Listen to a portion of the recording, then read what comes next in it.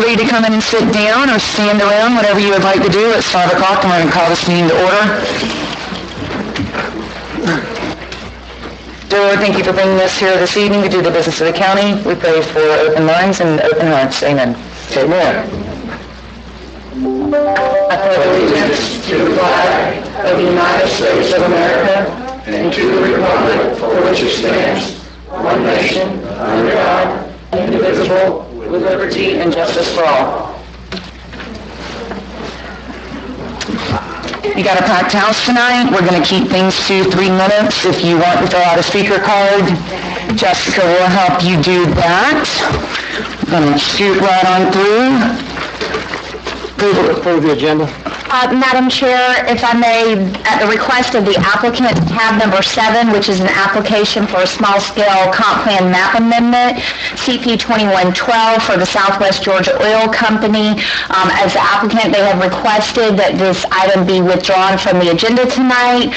This may come back forward at a future hearing, but will be re-advertised. This request also applies to tab 8, which is the associated rezoning. Thank you. And Madam Chair, I will have one additional item under County Attorney to request an executive session. Thank you. You're still going to talk about the opioid thing, though, right? Just going to read I'm going to read it for you. Thanks. I'll modify my motion then. All in favor? Aye. Aye.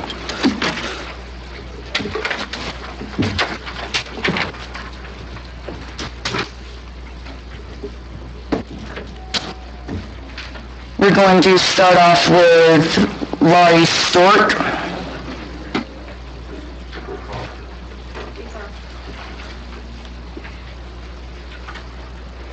The buzzer will go off, by the way, at 3 minutes, just for reference.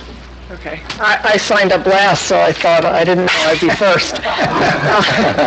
I'm here to register my opinion about items 7 and 8 because I didn't know it was withdrawn before I got here.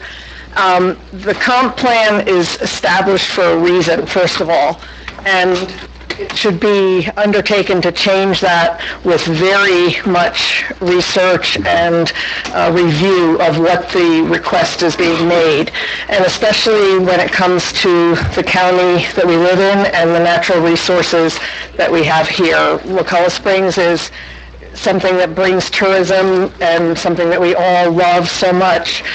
We can't afford to not look at all of the impacts that something like a gas station anywhere, but especially when we find out that it's, sitting above the cave system that we know this one would have been at. So also to that point in the Planning Commission, it was suggested that further hydrologic review be done, and I don't know if that request got pushed over to here or whether it went through on the Planning Commission, but that's a good idea for anything like a gas station that's going to be erected anywhere near Wakulla Springs and its areas. Thank you. Thank you. Thank you, ma'am. David Damon.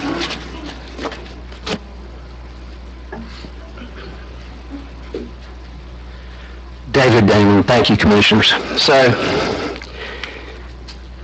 we're all real glad to hear that got pulled, by the way. And thank you for those of you that are willing to talk and listen. And so, about the comp plan. Goal number 1 in Wakulla County Comprehensive Plan states, ensure that the character and location of land uses allow for appropriate economic benefit and support the enjoyment of natural and man-made resources by citizens, while minimizing the threat to health, safety, and welfare posed by hazards, nuisances, incompatible land uses, and environmental degradation. Simply put, goal number 1, you have to ask yourself, does this land use support the enjoyment of natural resources while minimizing the threat to environmental degradation? It absolutely did not. The county is currently being fined $29,000 for wastewater issues. Imagine adding a car wash with more nitrates and detergents to an already overcapacity wastewater system. Again, this is not in the public's interest. Leslie Blackman, an attorney at law, addresses the comp plan amendments. The The law presumes that commissioners are acting in the public interest and will not approve a proposed land use change unless the applicant can establish, at a bare minimum, that the community will not be harmed by the change. No one is entitled to a land use change. When you buy your property, you are presumed to know that the land use designations are upon it.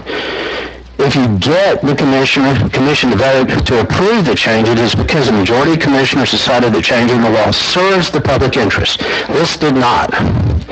There is no legal requirement, obligation to grant land use change. All local laws are grounded in the police powers bestowed upon local government. These powers extend to protecting the health, welfare, and safety of the public. You could call the local power the common good or public interest. What is the public interest? It should mean making sure that there is clean, safe drinking water. It should mean that protecting the citizens' quality of life. It should mean enforcing land use regulations that maintain the character and quality of life for the citizens of the community. This comp plan amendment should never, ever have been voted on and passed. There's no legal reason that you guys were obligated to do that. Hopefully it wouldn't have been. We don't know. But when it comes up again, let's remember, there is no legal obligation to grant this to the person that's applying for it. Thank you. Thank you. Commissioner Collins? Please, no clapping, please. It's a public meeting.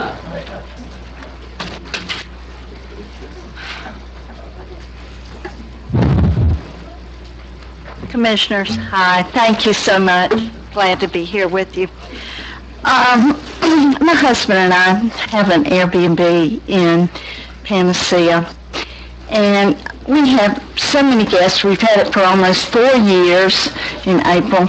We have guests, and they are here because of our natural resources. That's the number one goal.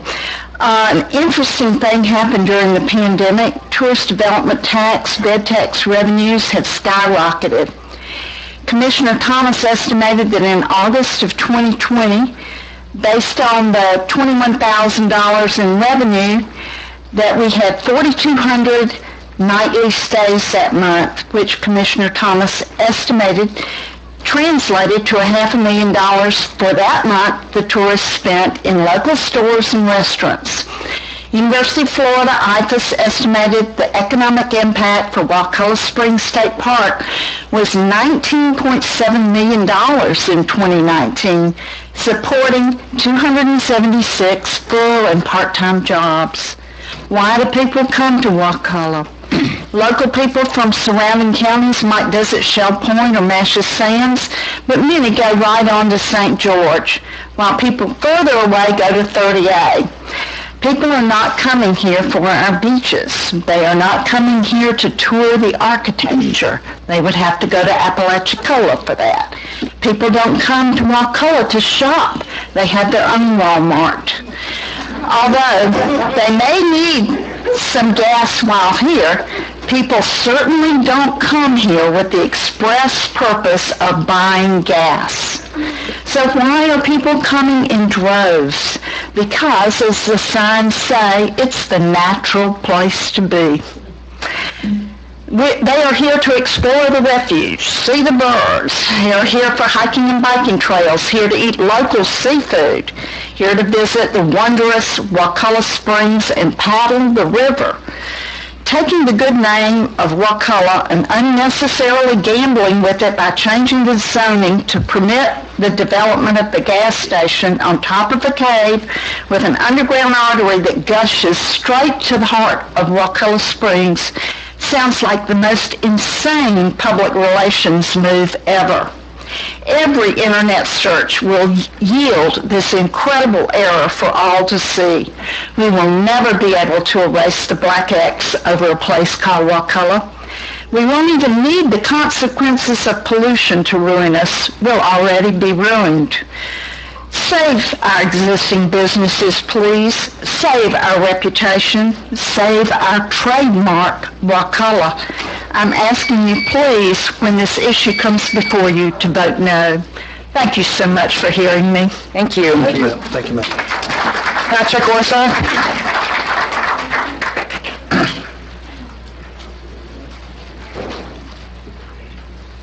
Good evening. Patrick Orsa. I'm the president of Flowers HOA. Last Thursday night, we had a meeting and voted unanimously to oppose this proposed gas station. The Flowers is a 130-home community and governed by covenants, which is very restrictive when it comes to protecting the environment. We have over 30 acres, right at 30 acres of green space to, mitigate the nitrates to Wakulla Springs, and we just want to stand in opposition at this time. Thank you. Thank you. Thank you, sir. Jackie Turner?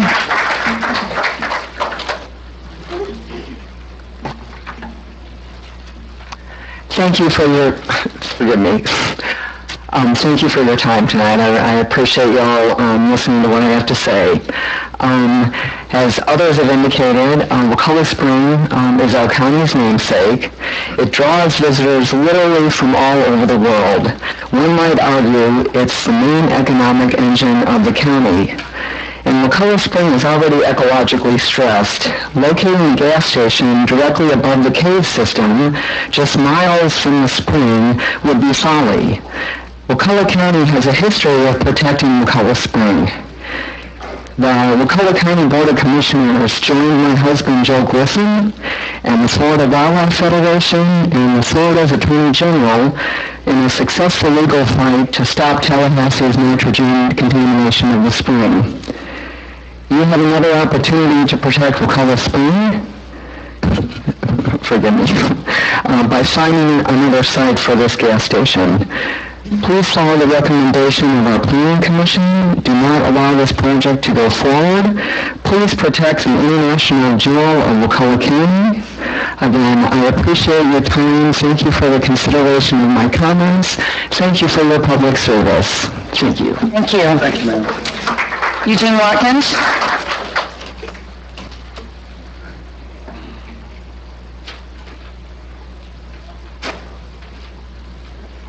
Eugene Watkins, Crawfordville, Florida. I'm also speaking about the gas station. County Administrator David Edwards has stated previously at public meetings that he and all the county commissioners love and want to protect Wakulla Springs, and I believe what he says.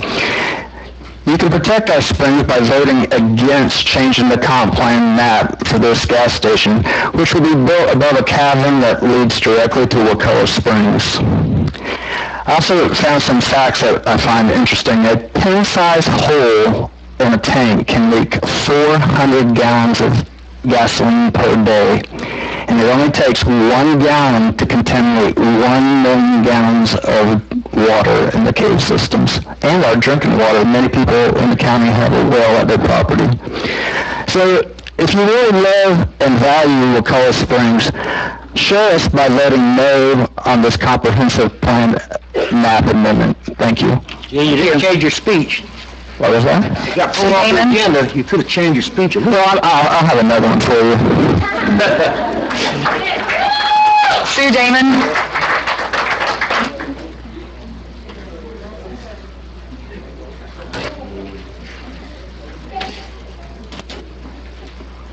Thank you, Commissioners, for your time, and also thank you for so many of you to take the time to speak with us privately about the gas station.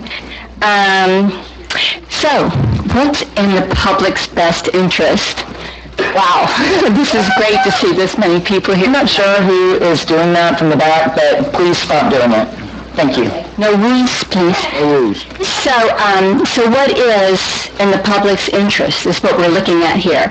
If you were a doctor, you would have taken the Hippocratic Oath that would have said that the basic principle that is taught in healthcare is better to not do something or to do nothing at all at the risk of causing more harm than good. So it's better to do nothing at all than to cause more harm than good. In the last 20, 30 years, hydrology and technology have joined together, and we've learned so much more about what's happening underneath our waterways. Why don't we use that science to our advantage? Because now we understand that there is a cave, and just in June of last year, that, the WKKP, that they could trace dye from Chip's Hole near the site, and it would go to Wakulla Springs in just 8 days. Let's use the science that's available to us now that wasn't 20 years ago. What I was going to say earlier, but I'm still going to say, Jim Stevenson, who's not here because of COVID, he served as the chief naturalist at Florida State Park for 20 years and a board member of the Wakulla Springs Institute. One of the things that he said is that he has compiled a list of over 30 lost springs in Florida. Lost springs that can no longer be used by the public because they no longer flow or they are too polluted for swimming. Will Wakulla Spring become a lost spring? So please take care of the public interest. Take care of your kids, my kids, our grandkids. Thank you. Thank you. Sally Schroeder?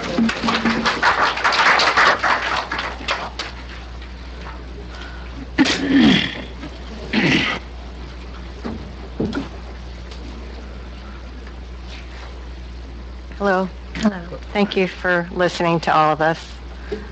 I live in Wakulla County and I work in Tallahassee. And I grew up in North Florida. And sorry, I didn't expect to get upset. I've asked myself what I would say if I spoke today. And so many thoughts, but I have patients come in every day now and they say they're moving here to this area in North Florida. And I ask them why, and they say, too much traffic. We're here from Orlando, we're here from Miami, and we're here from California. And it's always too much traffic is the main reason.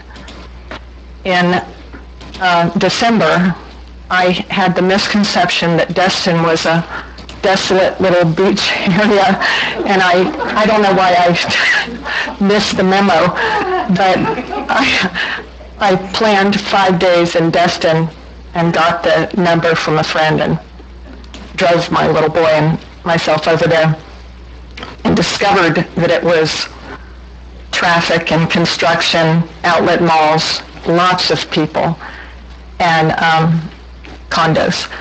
And the beach was, for me, inaccessible because there were just too many people. And when I first came to Wakulla County, I was teaching at Crawfordville Elementary behind the courthouse, and then again at Wakulla High School. And it was just a country town, and there was one light. And Tallahassee was the town, and this was a little country town, and it's changing, and the big road is coming in, and it's not just 4 lanes, it looks like 6 because of the turnoffs and everything. And I hit a bear the other day, and I see more and more deer getting hit. And that's because of the obvious, we're growing.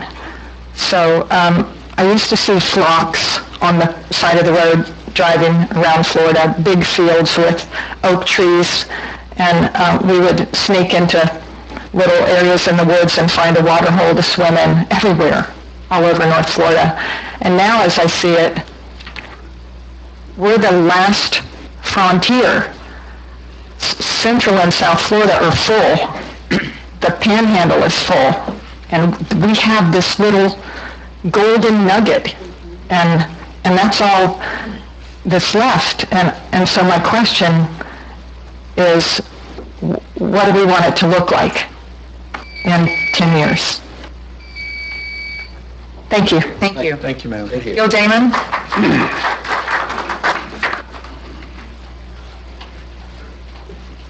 Hey, Commissioners. I'll be quick, I think.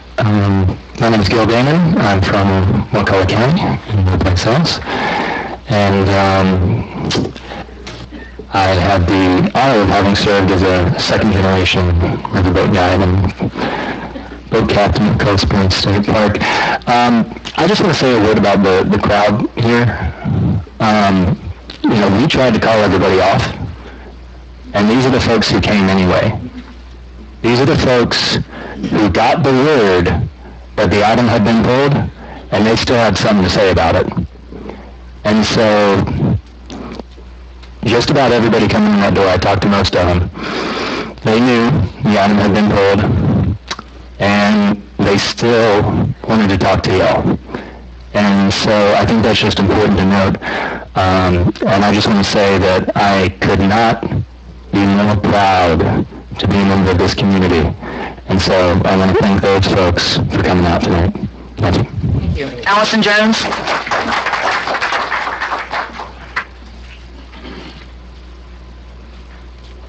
Hi, I'm one of those people. I found out it was not going to happen, and I'm here anyway because I did have things to say. My name is Allison Jones. I reside at 128 Ann Circle. I've been a resident of Crawfordville and Wakulla County for almost 3 years. I'm a third-generation Floridian. I'm proud to call Florida my home. I run a very small tourism business out of my home. I'm a geographic information specialist. I'm also a natural resource professional. So I like to consider myself somewhat informed, and I like to teach those around me. So I will just keep this brief. I had done a lot of research on the cave system because I know that in this area the karst is very fragile and it's an unconfined aquifer system, and so everything that happens in this area with the sinkholes and the cave systems is going to affect the springs and our groundwater and our drinking water.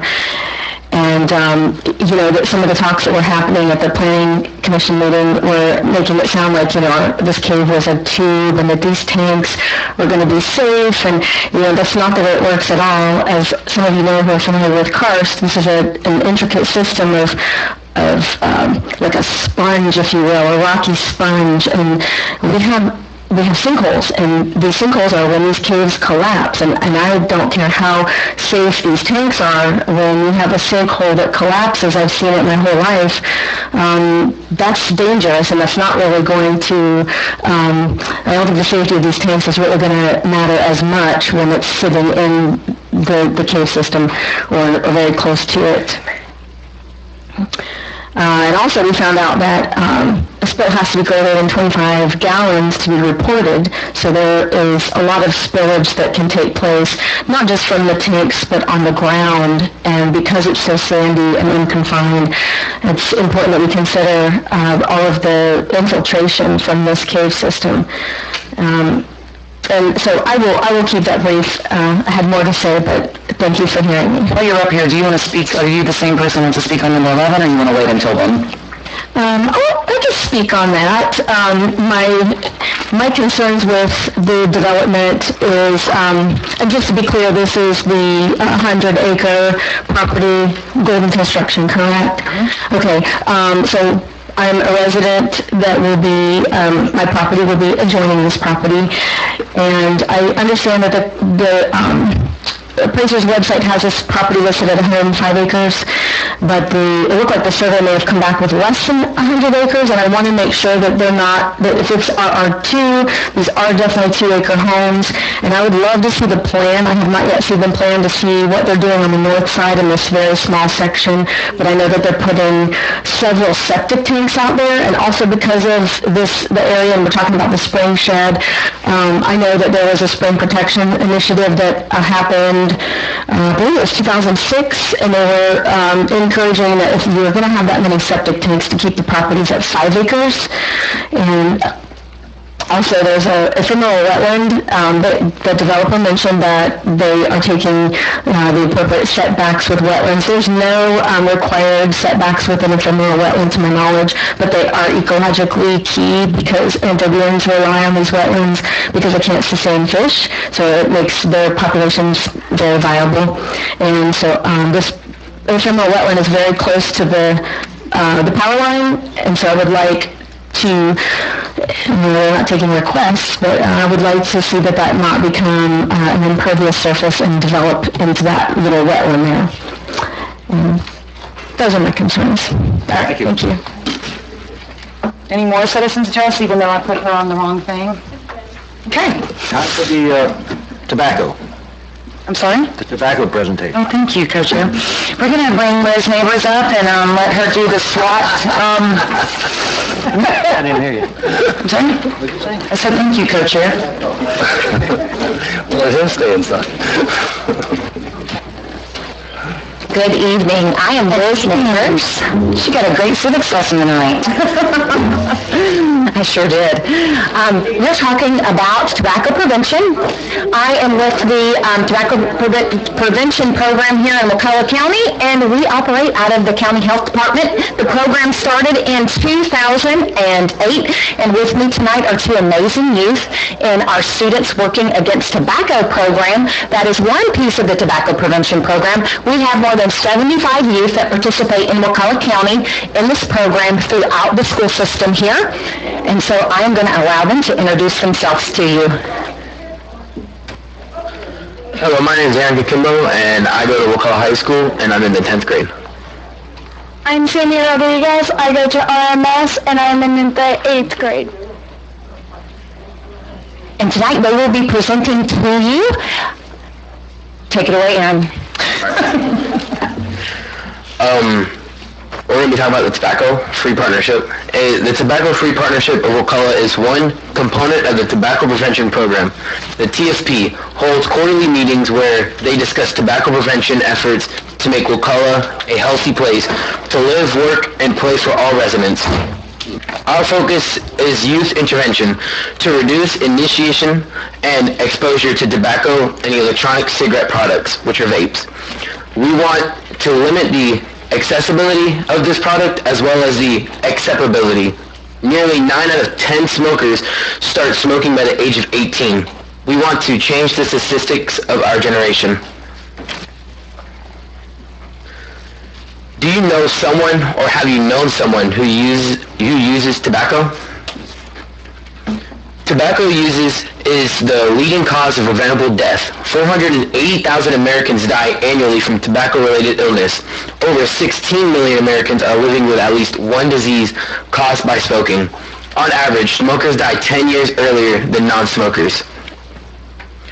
We want to stand up to the tobacco industry and get richer and richer, selling their addictive and deadly products that destroy the health and quality of life of our friends, neighbors, and family members. These are our methods. 1. The TFP comprised of Wakulla citizen parents, teachers, business owners, former tobacco users, and community leaders passionate about changing the landscape of tobacco use in Wakulla. 2. The partnership educates through presentation like this one and the community outreach events. 3. We want to transform the way tobacco use is viewed and limited to citizens of all ages from being exposed to it. 4. The TFP members love Wakulla County and want to protect the health of its residents and beautiful environment we all call home. Students Working Against Tobacco, SWAT, is a Florida statewide youth organization working to mobilize, educate, and equip Florida youth to revolt against and de-glamorize big tobacco, a united movement of empowered youth working toward a tobacco-free future. SWAT is an invaluable part of the Tobacco Prevention Program and a major contributor at Tobacco-Free Partnership meetings. Clubs are located at Wakulla High, Wakulla Middle, River Springs Middle, and Coast Charter Schools. Clubs meet monthly during lunch at schools. We educate students and staff through tobacco prevention campaigns and observance that raise awareness about the dangers of tobacco and vaping products. We also offer support and share information about free resources to help individuals quit and live tobacco-free. SWAT exposes big tobacco and their manipulative advertising tactics that target youth with candy-flavored product designs and at the retail point of sale. SWAT advocates for change with the accessibility and acceptability of tobacco and electronic vapor products. Thank you. And moving on to Sammy. The tobacco industry spends $1 million every hour marketing their addictive endeavor products. The main method of advertising is point sale. Promoting tobacco and e-cigarette products is in retail environments like gas stations and convenience stores. Tactics they use are discounting products, appealing to children and young adults, paying retailers for prime product location and advertising, targeting lower-income communities and majority populations by offering discounted prices at retail stores in their neighborhoods. Schools with higher number of tobacco retailers nearby tend to have higher smoking rates. Wakulla High has 3 retailers within walking distance. The picture displayed on the screen were taken at local retailing stores in Wakulla County. The photos show e-cigarettes located next to candy and e-cigarette advertising near candy that is placed at child's eye level. In the tobacco industry wants youth to be future consumers with products that kill more than 480,000 in the U.S. every year. Big Tobacco needs new victims to replace those that have died. They're targeting the youth. Tobacco use is not only a health issue, it's an environmental issue.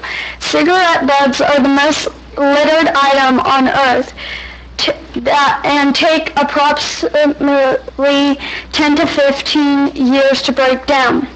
E-cigarettes and their cartridges are not biodegradable. Cigarettes and e-cigarette waste pollutes soil, beaches, waterways, and is harmful to wildlife. By reducing tobacco and e-cigarettes use, we are not only saving lives, but we're saving the planet. The tobacco industry needs to be held accountable for extreme amount of waste their products create. Tobacco-free events and spaces. Making Wakulla County events tobacco-free sends an important message to our residents, and their health is top priority. A. It protects Wakulla citizens of all ages from deadly effects of secondhand smoke and e-cigarette aerosols. B. It creates an environment that is more accessible for those living or recovering from asthma, cancer, and other chronic diseases that require them to avoid secondhand smoke. C. It supports individuals who have made difficult decisions to quit using tobacco and e-cigarette products. D. It provides a positive example for youth, showing that tobacco use is not the norm. It prevents children from being exposed to tobacco and e-cigarette products, and it helps them avoid peer pressure. Thank you for the opportunity to share about the work we do in Wakulla to make it a healthy place to live, work, and play. A folder with additional information about our program and resources have been provided. Can I answer any questions for you? One for me. Good job. Good job, great job, both of you, all 3 of you. Our program welcomes the opportunity to meet with you individually to further discuss how we can protect the youth of Wakulla from exposure and access to tobacco and e-cigarette products and influence. Thank you for your time and attention to our serious matter. Thank you very much. Thank you.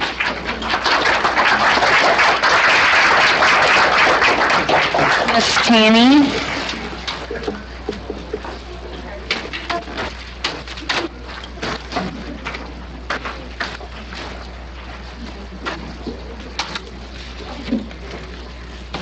Hello, Tammy Mason with Keep Wakulla County Beautiful. I am here. We are kicking off this weekend as the start of our Great American Cleanup period as an affiliate of Keep America Beautiful. Our first event of this period is the forest cleanup that will be held on Saturday. We'll be having the dumpster and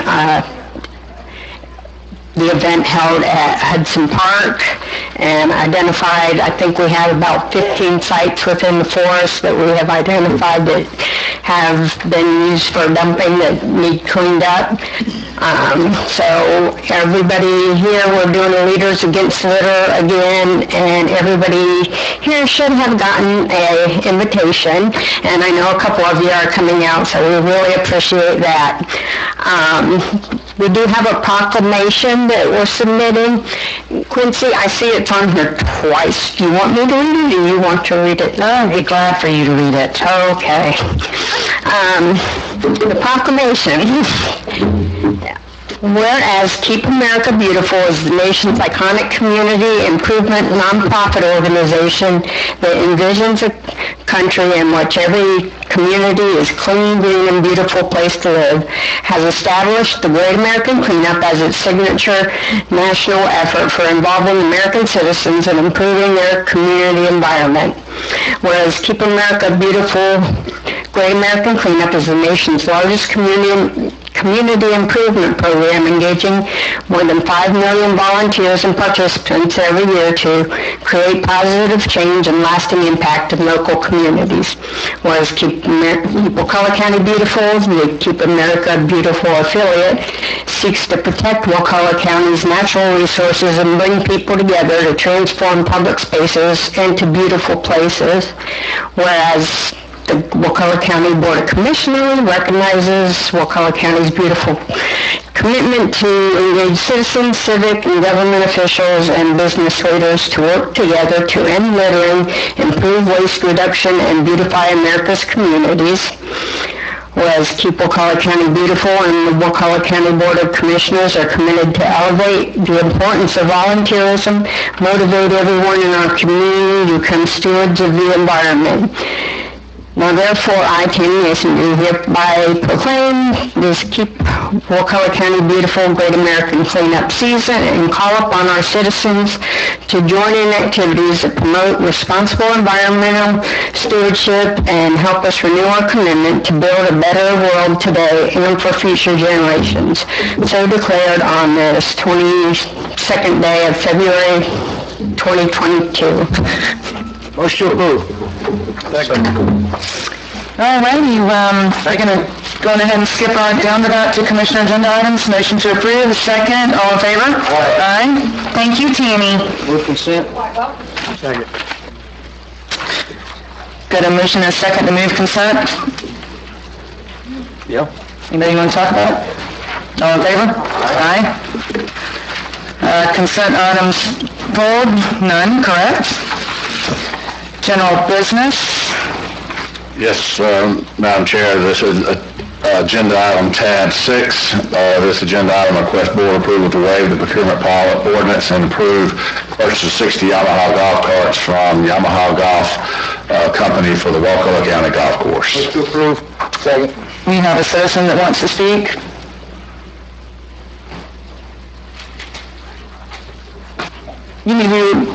You were before you came up, didn't you, Alan? Yeah, exactly. I knew I'd turn the card in. Alan Reese, 542 Aaron Road. I called to try and get more information on this, and no one would call me. I didn't get any calls back, so I didn't know what this was. I still don't by your little introduction. I didn't know you'd call it. I'd have gave you everything. I'm sorry. So I really came to find out exactly what this is. Whenever I see waive of procurement ordinance, all kind of flags go up, especially when you're purchasing 60 golf carts. So I didn't know the condition of why we're doing this, why would you need to waive the procurement ordinance, why you're dealing with apparently just with one company. And so that I just had more questions. Real quick. I can. Is that okay with you, Madam Chair? Absolutely. When back last year, in the spring of last year, the current owner of the golf course basically cut a deal with Yamaha golf carts. And in September, he went under contract to purchase these golf carts. At the time, he owned the golf cart. His golf carts were not a part of our deal to purchase the golf course. So, because his golf carts were not in any shape that we even got any value out of them whatsoever. So anyway, we didn't know that. We didn't know he had went ahead and ordered the golf carts. So anyway, Come to find out, he called and said, hey, I ordered 60 golf carts. If y'all want them, I'll just turn them over to you guys and y'all pay Yamaha. So we began and we looked at it. We got to have golf carts anyway. We knew the golf carts were there, were going to have to be replaced. Because we were not part of the deal because they were in that bad a shape. So we checked around and looked at state procurement. The cheapest we could find were right around $7,000 a golf cart with a lead time of anywhere from 6 to 8 months. So the choice became, well, this was last year's pricings. How much a piece? At $4,600 something a piece, I think. And we could either spend $202,000 now or wait a couple of months and have to order and pay today's dollars, and probably at the rate that was, probably spend about another $150,000 to $200,000. So that's the reason I brought it to the board, because of that it's an extenuating circumstance. Okay, but you did check the state? Mm-hmm. Yes, sir. That's in the agenda item. Yep. Mm-hmm. Yes, sir. Yeah. Yep, and it's considerably higher. It's almost $3,000 more. Almost $3,000 more. It's and even Yamaha golf carts, I checked with them, and their new pricing. That was another brand of golf cart, and their new pricing is about $400 to $500 a golf cart more, and their lead time. I would have to, if we didn't get this tonight, I'd have to turn around probably the next meeting and request to order golf carts and have them in. So I'm just kidding. I'm totally beat. but I am sorry. I did not know you had called, or I would have called you back for sure. Okay. I'll tell you a little story. I've got a good friend that worked for a county that bought a golf course, and was going to operate it. And until he retired, every year that golf course lost money, and the county had to put money in to keep it floated. Mm-hmm. And so, in talking with him, I'm just real leery. I hope y'all be real careful in dealing with this golf course, because it could cost us a lot of money. We are, and the primary reason we're purchasing this golf course is disposal of effluent. So it's a dual-based purpose. We weren't looking to get in the golf. We didn't want to get into golf course with, and this has kind of been forced upon us. I understand that, Yeah. but if it in essence loses a lot of money every year, you better just abandon the golf course and use it as a spray field. That is a very distinct possibility that in the future that could happen if it does, but I really think that it'll make it, but if it doesn't, we'll call a spade a spade. Okay, thank you. I agree. Would you have to say something, Commissioner Hess? I think it's a great deal for the county to buy these carts, because it's what makes the money for the county at the golf course. Nobody in Florida walks in the summer. Everybody rides. So you're going to get a lot of use out of these and make a lot of money off of these. So this is the right step. Yeah, that's the other side. Okay, I have a motion and a second. All in favor? Aye. Public hearings, planning and zoning. Yes, thank you. Tab number 9 is an application for comprehensive plan future land use map amendment. This is a small-scale request, CP 2110, for property located at the northwest quadrant of the intersection of Wakulla Aaron and East Ivan Roads. This is a 10-acre parcel seeking a map amendment from the agricultural land use to urban fringe. Currently, this site does not conform to the agricultural land use designation as it was previously approved for a family homestead exemption. The Planning Commission considered this application on February 14th and did vote 5-1 to recommend approval. Motion to approve. Second. Mr. Brown, anything to say? Okay. All right. Good speech. We have a motion and a second. All in favor? Wait, I just want to comment here, because, I'm... You gotta say something?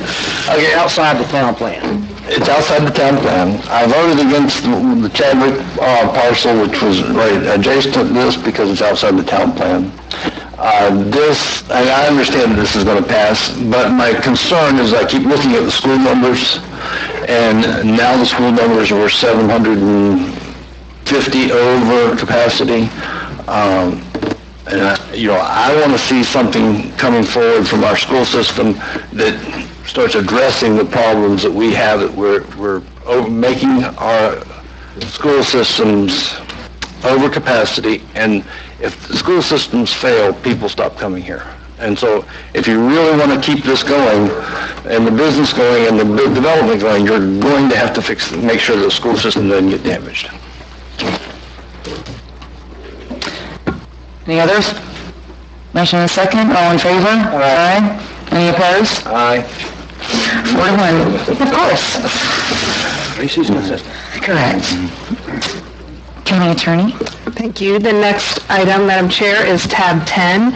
This is an Excuse me, I am just everywhere tonight. How about let's move back up to planning and zoning and go to number 11? Summer? We've got to do 10. do 10. Okay. It is the next one. Thank you. Oh, 10, I have them together. She was just teeing it up. Yeah, exactly. I was just trying to, let's do 10 now, Summer. This is a quasi-judicial item, so let me do a little bit of housekeeping first. This is a change of zoning from Ag to RSC2 on a 10-plus acre parcel of land located at 758 East Ivan Road. This is application zoning R2128. In accordance with the county code, each commission member needs to disclose any ex parte communications you may have received. Just Summer. None. I talked to Summer too, I'm sorry. That's okay. Indeed, this is when I get, Summer count? No. None, except for Summer, you know. Summer doesn't count anyway. Summer doesn't count. None for me. Thank you. If there's anyone here who's going to provide any information regarding this application, please stand up to be sworn. Do you swear or affirm to tell the truth, the whole truth, and nothing but the truth? Thank you.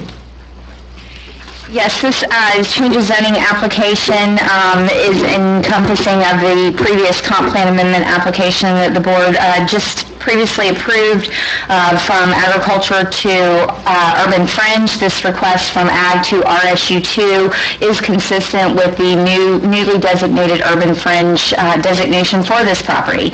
Planning Commission voted on February 14th, 5-1 to recommend approval of this rezoning request as well. Motion to approve. Second. I have a motion and a second. Any discussion? Now, real quick, Summer, is this the part where we were talking about with the 10 years, you know, with the property and stuff like that? So this property was subject to a family homestead exemption as a condition of approval to be exempt from minimum density requirements. They are restricted to homesteading the property for 10 years, and that's applicable to any immediate family member of a qualifying property owner, which this property did go through that process.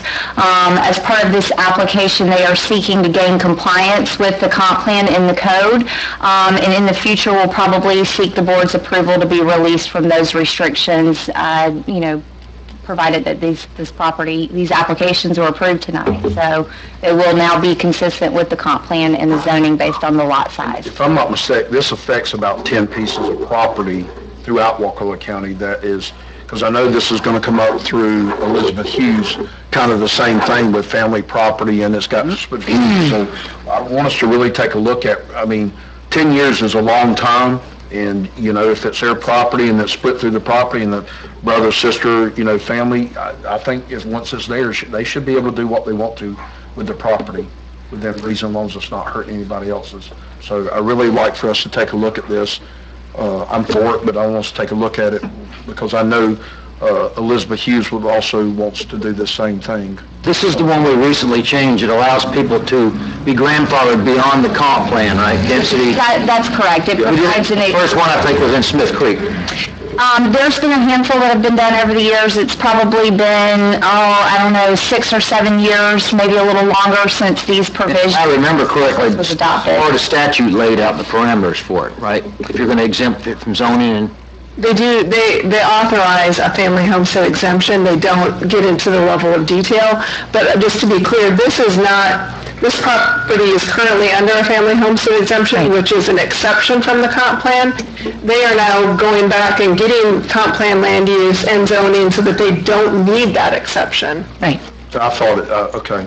Well, I misunderstood it and thought they would need it, though. No. Once they're in compliance. Once you're in compliance, they don't need it. Correct. So you said this was adopted 6 or 7 years ago?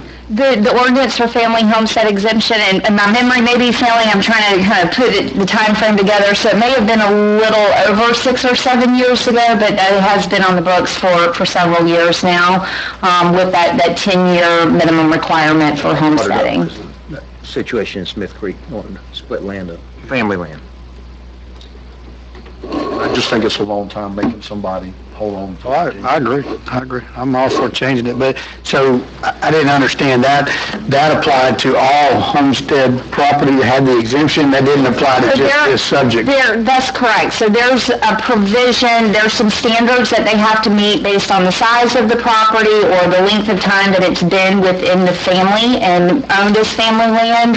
Then they could qualify to receive a portion of that, that it doesn't meet the density requirements. It was mainly, so if a parent has a piece of land, they can give their kid an acre of it. Exactly. If they've owned it since forever, since the 50s, and it's family land, but that kid can't turn around and sell that house after they get their acre Correct. cut out. As a condition to the exemption comp plan and the zoning requirements, they do have to homestead that for a minimum of 10 years. This was actually put in right after I came on board. So maybe a little I think I longer. talked to Randy about it. Yeah, that's what I was thinking, it would be over 10 years already, but maybe not. This application for this property was approved in 2018, so it's been approximately going on 4 years, so. And this is a totally separate issue than you're talking about. Yeah, So, This is totally separate, it doesn't deal with anything we're dealing with tonight. I understand, I just misunderstood. that's okay. I just didn't want anybody to be confused that was listening, so we're gonna get back to that. Anybody have anything else? Do I have a motion in a second? Yep. All in favor? Aye. And now I'm actually going to move on to... You are feeling spicy tonight for some reason. No, I voted against it. Voted against it. No, he said aye. Asked for it. And then asked for it.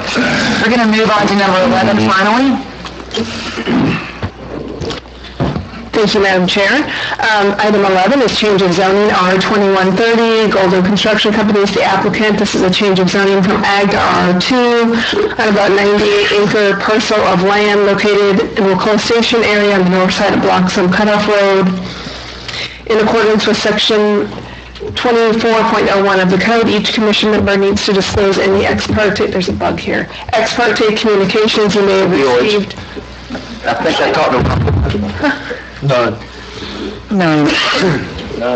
None. If there's anybody here who's going to provide any information regarding this application, please stand up to be sworn. Do you swear or affirm to tell the truth, the whole truth, and nothing but the truth? Thank you.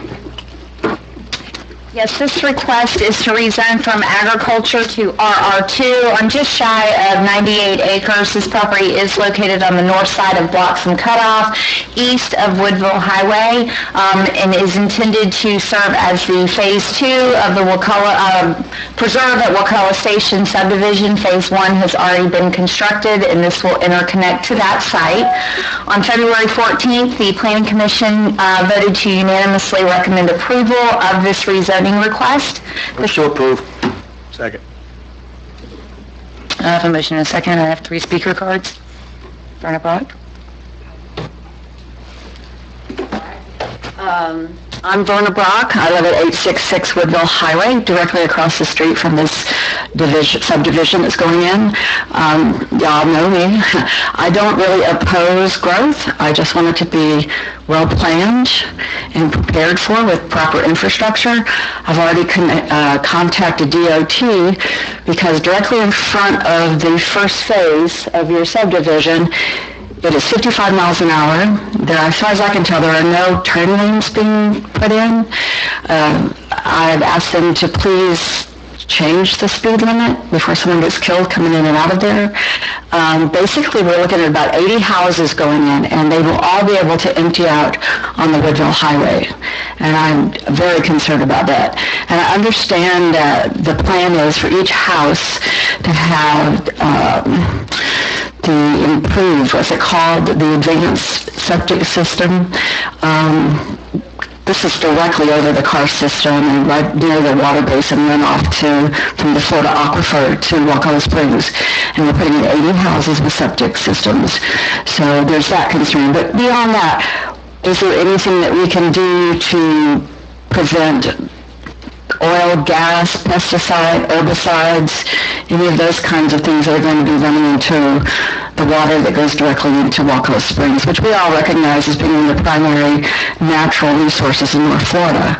Another concern I have, and I'll let my neighbor, Miss Day, talk about this more, is that the power line that runs directly behind all this property is a heavily used traffic area for wildlife, and we're kind of concerned about what's going to happen there too. I mean, you name it, everything from coyotes to armadillos use that piece of property, and Miss Day lives back there, so I'm going to let her talk to you about that. But I'd ask you to consider at least considering having some kind of turn lanes put in on the road and having work with me in my efforts to get DOT to change the speed limit. When they repaved the road in front of my house, it went from 35 miles an hour to 45 miles an hour. Now you can go up 10 miles up the road to the truck route and you have a 6-lane highway with 45 mile an hour speed limit. I think it's inappropriate that the speed limit was ever changed to 45 miles an hour, and it immediately turns right in front of my house, my property, it turns into 55 miles an hour. And now that we're going to have 80 families living there, I just see it as a recipe for disaster, so I appreciate your help in that. Thank you. Thank you. Ms. Day? Well, she said about everything I was about to say. That's quite a lot. You say it a lot more eloquently than I do. Verna is actually more concerned about the front end of the preserve. I am more concerned about the back end of the preserve because I am that long, skinny lot that pokes out into it. And she's, we were discussing that there is a lot of animals that go up and down that way. We got bears, we have deer, we have raccoons, possums, and all kinds of things. Rabbits. Thank you. Oh yeah, all of them. And I spoke earlier that we are on the rural side of the county. Where the sportsmen come to, where the corridor to go into all the hunting areas, all the leasing lands, and all the,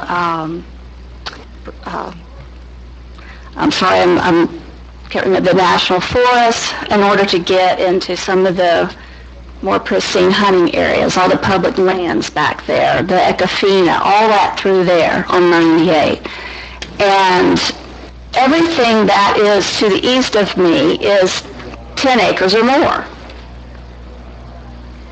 And by putting all these in there,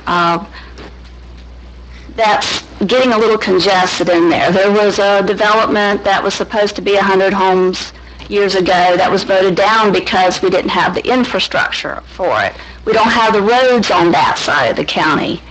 And here we are with 80 new families coming in with at least 2 cars per family, and the roads have not been widened or any additional roads going into Tallahassee. I mean, I work in Tallahassee, and it's getting a little more difficult to make it 10 miles to Capitol Circle in a timely manner. And we've got, like she was saying, all the herbicides and fertilizers, all the stuff that we were trying to keep people from not using in this area because of Wakulla Springs. It's just going to be a little bit too congested. And so I'm not very eloquent. Last time I was here, I was granted a bush buffer. Fence would have been nicer, but I'm more concerned about the size of the lots. I'm not opposing the development. I am fine if there's a lot of green areas in there. I don't see it in the front end of it. Hopefully it can be in the back end.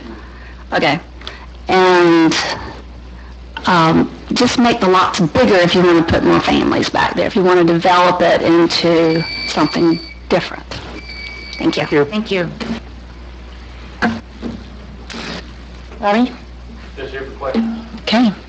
And Ms. Vera, Andrew Riddle's there, I'm part of the traffic safety team. Andrew, will you put that down for our next meeting and discuss that? And so we'll talk about that, about the speed. It used to be 45 through there, and they moved it back up. It used to be 35. Yeah, 35, then it went to 55, but at one time, when I was major there, we was trying to get that 45 through there because of how many people turned out the side of the road, so, I don't have a better problem trying to get that back down to 45. It wouldn't have to move far to No, get it's not moving that far there, because, I mean, Could we get it changed to not 45, but 35, back to 35? well, we will bring that up, and Andrew's writing it down right now, so that's something we will bring that. DOT issue. That's exactly what I was gonna say, it's a DOT issue. Right. Right, we'll have to do a traffic count. We can do a speed spy study and stuff like that to get the average speed. And there's a percentile, which Randy just got off that board, so, The average speed in front of my house is 45 or more, because the speed limit is 45 miles an hour. yeah. And I've had so many close calls trying to make a left-hand turn, you know where I live, Mhm. into my driveway, people just passing me right there in front of my house. And I'm over it, I don't think it's right. Again, a 6-lane highway, 45 miles an hour, my Well, house is a 2-lane road. We will put it on there, and like I said, it is a DOT state highway, but we will try to work on it. And just so you know, that speed study can work against you because they look at what the average speeds are 75%. and they try to set it in there. So if everyone's speeding, it moves the ball up instead of down. It's kind of counterintuitive. Yeah. We don't do those on state roads. Yeah. That's only on local. Or maybe they will. Maybe they will, yeah. Yeah, I don't know if they will or not. It's a double-edged sword. Yeah, it can work against you. That's right. Yeah. I just remember, well, Good to ask. so many traffic tickets right there, actually. So, Robbie, a citizen speaking about it earlier says you have an ephemeral pond in there?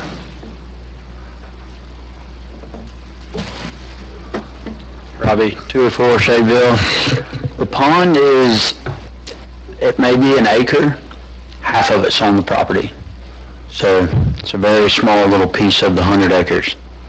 Okay, are you gonna take actions to protect it and keep it functioning? Yeah, we're building houses on 2 acres, there's plenty of room to, but you have to split the pond between 2 lots, place the homes plenty far away, the septics even further away, and they are performance-based, for the whole tract. You should be happy. Well, he's saying all the right things, so. I just, ephemeral ponds are important, and if you can protect them and make sure that those landowners understand what it is, and it's not just a place to dump stuff. And then to chime in on the herbicides and pesticides and all the handbook that we have to, The floor, the handbook that y'all. part of the property is located in the Springs Protection Area. There are requirements for them to follow the Florida Yards and Neighbors practices, and those we'll make sure that those are incorporated into his covenants and restrictions for the subdivision as well. Yep. And I think this is only the first subdivision been built of there, at least. I've been on the board for Yeah, sure. so, I mean, I know you built a good quality house. I think it's time for that area to grow some, and I'm for it. And I appreciate that they're larger lots too, 2 acre lots. Yeah, 2 acre lots. 2 acre lots with performance-based septic tanks makes a big difference. Yep, makes a huge difference. All right. Amber? Thank you, Robbie. Yep. Who's over there, Steve Einstein? Okay, that lady doesn't want to answer anything tonight? Came to watch this free. We have a motion and a second. All in favor? Aye. Any opposed? All right, passes unanimously. We're going to move right on to number 12. Thank you, Madam Chair. Number 12 is an application for a change of zoning, R2131. This is Dwayne and Lisa Evans. The change of zoning is from RSC1 to high-intensity commercial on 1.83 acres located at the southeast corner of Trice Lane and McCullough Aaron Road. If there's any ex parte communications you need to disclose, please put them on the record. None. None. If there's anyone here who's going to provide any information regarding this application, please stand up to be sworn. Do you swear or affirm to tell the truth, the whole truth, and nothing but the truth? Thank you. As Heather noted, this is a request to rezone from RSU 1 to HIC, High Intensity Commercial. This property is 1.83 acres located in the southeast corner of Trice Lane and Wakulla Aaron Road. The Planning Commission voted unanimously to recommend approval on February 14th. Wish to approve. I was just going to note that this is in the Crawfordville Town Plan. Now, I know one thing, this is the southeast corner, you said? Because we had a heck of a time with right-of-way right there. This is where it comes out on Trice Lane. Was that issue resolved? Did we get So right-of-way? we're actually still working on that, and I sent Ms. Ivanhoe to talk to Mr. Evans a little bit about that. I've kind of been out of touch the last couple of weeks. I'm not sure where that landed. But prior to any site plan approval, we will definitely be looking more closely at that if we have not It'll be already. required to have sidewalks, right, if it's down. Correct. Town land. But anyway, I don't think we own the right-of-way right there. It's like, We're good, we were good on Trice, it's on Wakulla Aaron, we're ready to That's pick right. up. That's right. because we just That's barely... right, we've talked about that. Somebody used to own it. I met with the guy out there years and years and years ago. I guess he passed away, but Yeah. anyway, just But look at that. yep, that is in the front of our mind, so, yes, sir. Well, it's inside the town plan, it's where we want to have development and high-intensity development. It is a problem intersection, so I hope that gets resolved as you come to the, site plan, so. You can see how narrow the right-of-way is, right? Oh, yeah, it's It goes down to... just scary road to pull out there.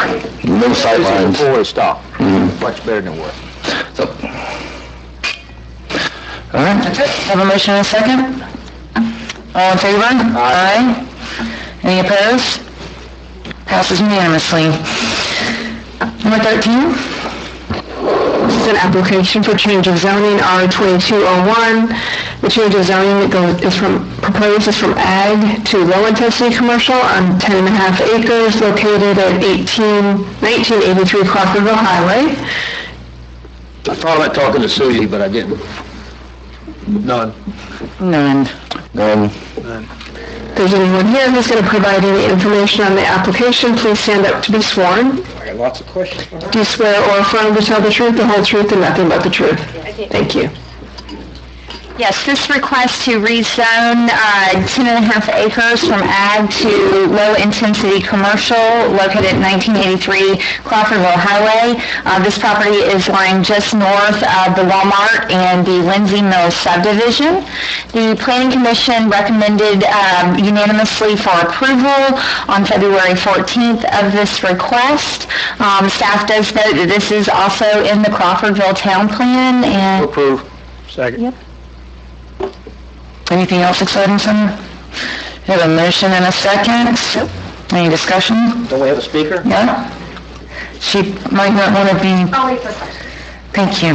Buck, you don't have any questions for her? Well, it's inside the town plan, it's where we want commercial to be, this is what I've advocated for, so. I mean, it's not, it's number 8 I was gonna be against, so this is where it should be. Actually, good place for a gas station too. Chuck, glad you didn't say that earlier. You're gonna be out of here, brother. Brave.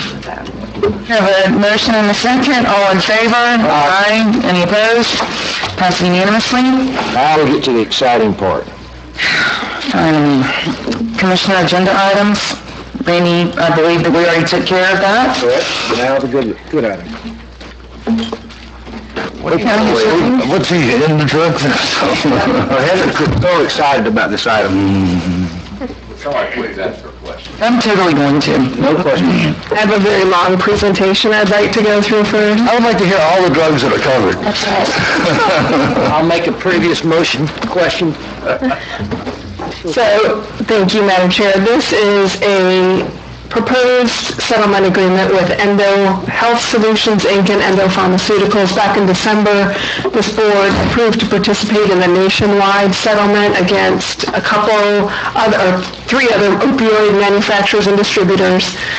This is a state of Florida proposed settlement. This is a much smaller company, so it's a smaller price tag, but the settlement terms and conditions are the same as what was previously approved for the Johnson & Johnson settlement, for example. Motion to approve. A beating. Okay, I'll give it to you. We have a first and a second. All in favor? Aye. Any opposed? Moving right back to Heather. Thank you. And then my add-on item, in accordance with 286.011 Florida statutes, I would like to request an attorney-client executive session to be held on March 7th at 4 p.m. I already cleared the date and time with Jessica. This is to discuss a settlement negotiations and a pending settlement agreement in the matter of Thomas W. Lofton and Andrew Lofton versus Wakulla County, which is case 2019 CA 000014 in the Second Judicial Circuit. So moved. Second. A motion and a second. All in favor? Aye. Any opposed? Good job, No? Heather. Is that it? That's it? County Administrator? Nothing this time. Citizens to be heard, Jessica, since I did such a stellar job of that tonight. You got more? Awesome. Greg Moore.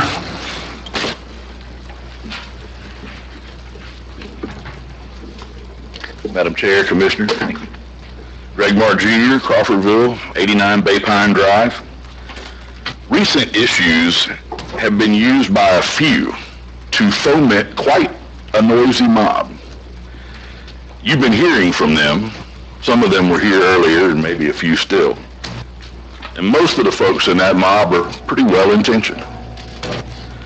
However, having been in politics, even at the county level, for more than about 10 minutes, I think you've discovered that those with questionable intent need and use those good-intentioned people to accomplish their goals.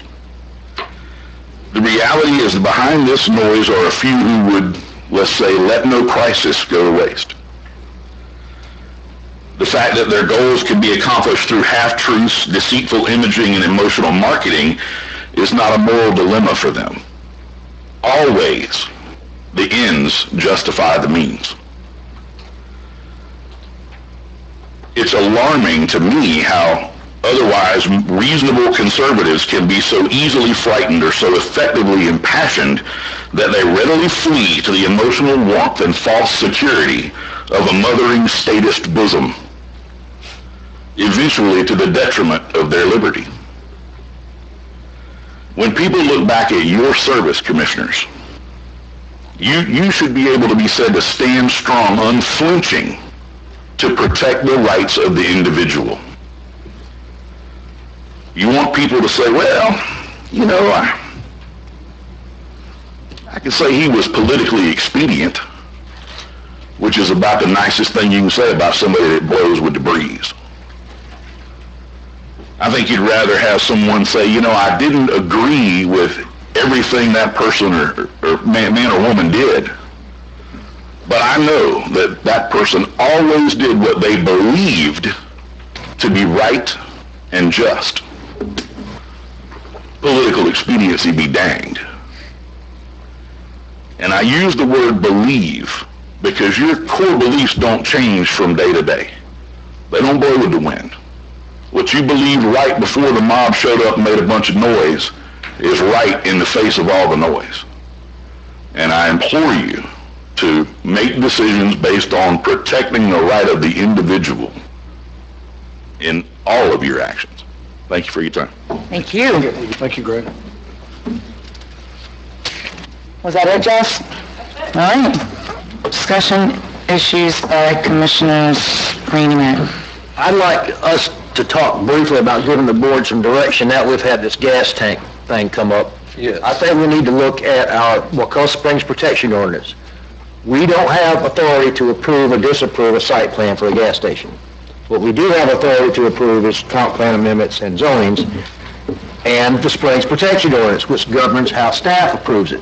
Right now, it just says, you know, you have to show that you've done measures to protect Wakulla Springs. I was going to vote for this if it came up tonight.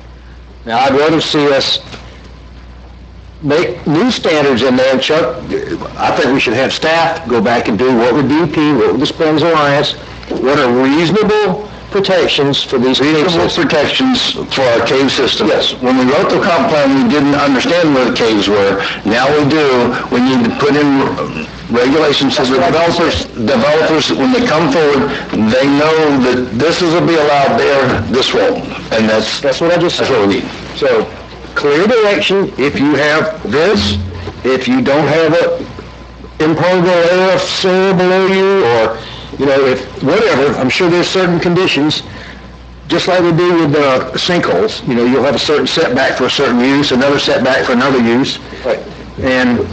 But right now, it's just based on emotion. There's nothing in there that says, here's the standard you've got to meet. Right now, it's, I don't like it, or, so I don't want it. But one thing I've learned after my 12 years here is, if you've got a rule that you can follow, that makes life so much easier than trying to just make it up. Because they had to approve this in planning because they don't have anything to say no. You can tell them that this is not a good idea. Okay, it wasn't a good idea, but they couldn't tell them that, okay, because they met all the check boxes of the comp plan. But they did tell them that. They denied it. No, they denied it. Yeah. Only one person voted for it. I'm talking about planning and zoning. He's talking about staff and not What, staff? commission. Oh, I thought you meant I was about to board. say. Okay. So anyway, can I put that in the form of a motion that we direct staff to work with these agencies and maybe revise our Well Springs protection? Yeah, I want to make sure that we make sure we let us get the engineers and the hydrologists in here that are, unbiased because if we bring in some folks, it's got to be down the middle, what's the science, raw science, where the people like it. Oh, God, we don't want to turn this into another wetland. That's right, that need to be, him and she, it's Simple based on protection. pure science and pure math, and sometimes math is brutal to people's emotions, but it's the way it is. So if somebody will second that, I'll second, I think it's a good idea, because for me, it wasn't clear on this issue, and I had a lot of questions. And my thing is this right here, the state of Florida, DP, Environmental Protection, spends $3.5 billion a year protecting the environment in the state of Florida. The whole state of Florida is an aquifer, and my thing is this right here. I think we need to listen to the experts about this. I know I'm definitely not an expert on anything like that, but I want to have the science, the data in there for me to make that decision. And for me, it was not here for me to make that decision. I was going to vote against it because I didn't have enough information on it. I understand that we wasn't voting on a gas station. We were voting on zoning it from that little bit of piece right there from agriculture to commercial, which it should be. Everything else is around it right there. So I just want to, I agree with Randy, put it 10 times better than I would have said it, and I think it's a good idea to do that. So, Randy, do you have a second? I second. sure, I got time, what do you need? I know you do, because it's dark, so you're not going to be able to ride your moon. And then on the motion, but anyway, yeah, thank you. So let me make sure that I'm understanding what you are requesting to do. What happens to this applicant? I mean, is there a timeline on this? Is it going to come back? How are we going to do that? Okay. That's really up to the applicant, I would think. No, I'm not talking about the applicant, I'm talking about what you want done. I'm saying with regard to changing, you just want staff to look into it. It's going to take a while, yes. Okay. There's a lot of steps to go through to get changes. And I'll give you another example. When I talked to some folks that were opposed to it, and I respect all of them, but they were saying, well, these are highly permeable soils, and, it's in the soils manual. Well, I got the soil manual out. I use the USDA agriculture classification. Then we got 80 inches with their soil textures. So who knows what's below that? So we need to have some standards. Is there a confined layer there or not? You don't look in the agricultural book and say it's sand, and then you extrapolate down 100 feet. That's not how science works. But anyway, I got my motion made. Something else that nobody brought up, and one of the reasons for me also was in 28 years of law enforcement, I worked many traffic crashes at that intersection and several with fatalities. And my thing is that I felt like it was another distraction right there. However, get the intersection done, get it all done, get everything tested, and then let's make a decision there once we have more data and information on how things are gonna go. My motion stands. A second. Would you like to say anything? Just a question. I know we've got some provisions about setbacks, karst features. Is that only horizontally? Is there any kind of vertical? There's no vertical, there's nothing, we have nothing about the case. Comp plan wasn't, we didn't know where they were. Everybody has to agree, because I don't know how many emails I've seen that say, put this anywhere but here. So apparently the corner right across the road that's commercial would be fine over there. So there is some setback that's acceptable to everybody involved. Well, and I think that anytime... And the problem is that a catastrophic failure at that location would get into the aquifer before you had a chance to respond. We're gonna set this standard based on science, not on people's gut feelings. Well, there are people that contacted me and said, just don't build it over the aquifer. Yeah, that means take it out of the county. Yeah, take it out of the state. Don't build it in this county. Yeah. Well, and while we're having this discussion, the most important thing to me with regard to looking at the whole entire application was from the third page of the application with regard to the environmental study, it clearly stated there are no karst features on this property. Luckily, we're not voting on this tonight. And that's what it said. So anyway, we're not voting on it. Please repeat your motion so I'm clear in my mind. To direct staff to begin revising the Wakulla Springs Protection Ordinance. It was back in '94, I think, right? It was updated in '17 when we expanded the area to address underground cave features in relates to commercial development. Chuck, is that all right? I don't think we need to regulate any sort of residential stuff. No, we don't need a this is only about chemicals and stuff that could get into the system too quickly. Yeah, and we need a 5-0 vote. Yeah, correct. A motion and a second. All in favor? Aye. Aye. Any opposed? Chuck, not opposed? No, you got a great night tonight. Okay, here comes Randy's favorite part. Need a motion to adjourn? Whoa, Ralph wants to talk. Oh, he talks so much about the other commissioners. I just want to find out if there's any appetite for removing the nighttime restrictions at the beaches. I absolutely agree that, people don't need to be out there doing things that are disruptive to their neighbors, causing harm, noise, whatever, but if someone's just sitting on the beach, fishing, or just, hanging out with their family or spouse, Make that a motion, I'll second it, given that you put in the rules, that there are rules about noise and disruptive behavior.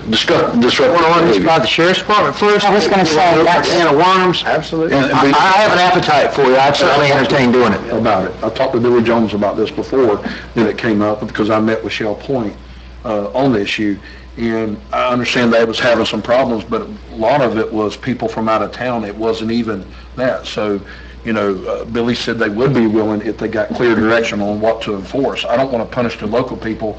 I've been at that beach growing up, fishing at night, at 16 years old, many times, throwing a cast net right there in front of the Coast Guard. So I don't want to punish everybody for Okay, you do understand that the public beach at Shell Point's this big? Okay. It's very. So when we start, I agree with you that if Mason wants to go down there and go fishing, but they are going to be the ones that are encumbered, so we definitely need to figure out some way to better address this. If it's at the Parks Board meetings, if it's, I don't know about that, if they want to bring something back to us, but I think that the hours probably should definitely be defined. And it also applies to Master Sands as well. Absolutely. And the pier. Well, one of the things that we're getting ready to do is have our new parking system at Shell Point. We're going to be bringing that 2 years. We're getting all the ducks in a row and in fact, we've made some adjustments down there already. And one of the things that we want to have is where the parking meters or the parking app would cut off at, say, 10 o'clock. Mm-hmm. You wouldn't be allowed to add on at Shell Point.